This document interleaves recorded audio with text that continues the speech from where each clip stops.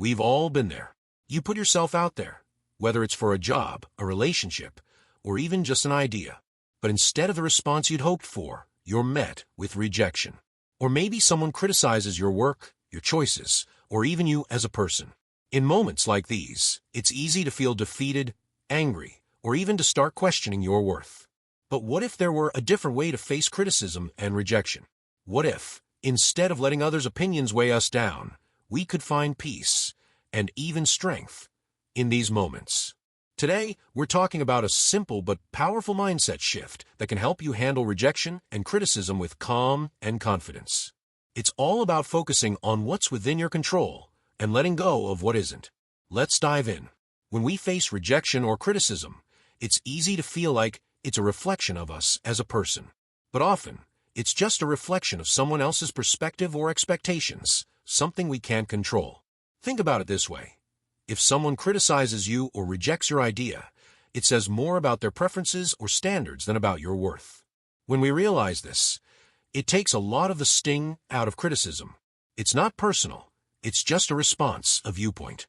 One of the best ways to make this mindset shift is by learning to divide life's events into two categories: things within our control and things outside it. If something's in your control, focus on it. If it's outside of your control, like other people's opinions or judgments, try to let go.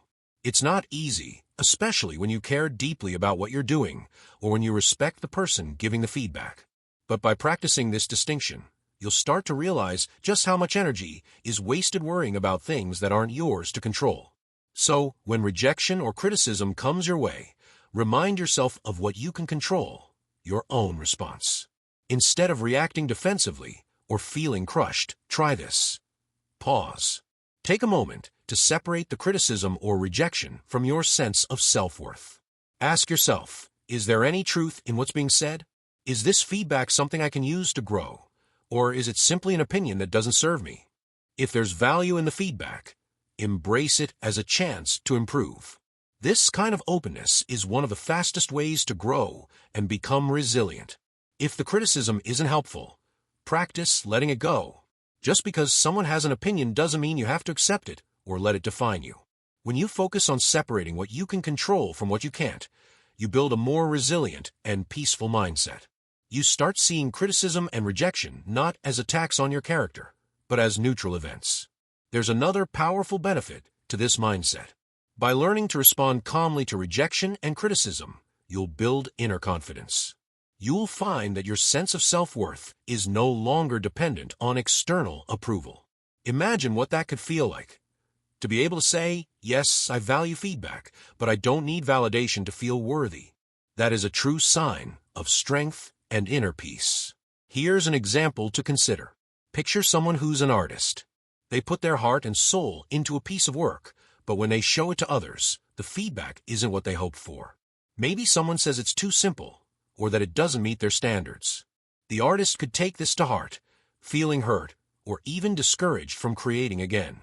But if the artist remembers to focus on what they can control, their own effort, their process, and their growth, they'll see that this feedback is just information, not a final judgment of their ability. The artist can choose to take the useful parts of the criticism, if any, and let the rest go. This way, they stay focused on their journey, on creating what matters to them, rather than trying to meet everyone's standards.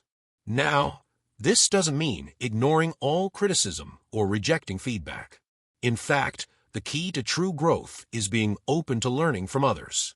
But there's a difference between valuing constructive feedback and letting others' opinions determine how you feel about yourself.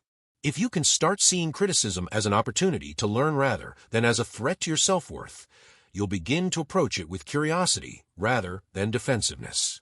This approach will help you build real confidence, based not on others' opinions, but on the knowledge that you're constantly improving, no matter what anyone else says. The next time you find yourself facing rejection or criticism, remember to pause. Ask yourself, what can I control in this situation? Is there something I can learn here? Or is this simply a perspective that doesn't serve me? By making this a habit, you'll find that rejection and criticism no longer feel like threats. They become just another part of life, like the weather. Sometimes there will be storms, but you don't let a rainy day define who you are. You adapt, you grow, and you continue on your path. Over time, you'll develop a powerful sense of resilience. You'll realize that criticism and rejection don't define you. Only you get to decide your worth. By learning to see rejection and criticism as just information, you'll be free to live and create with a confidence that's grounded in who you truly are. So, embrace this mindset shift and let it guide you the next time someone's opinion or reaction challenges you. Life will always have its ups and downs, and people will always have opinions. But with this perspective, you'll stay centered, resilient, and confident no matter what comes your way.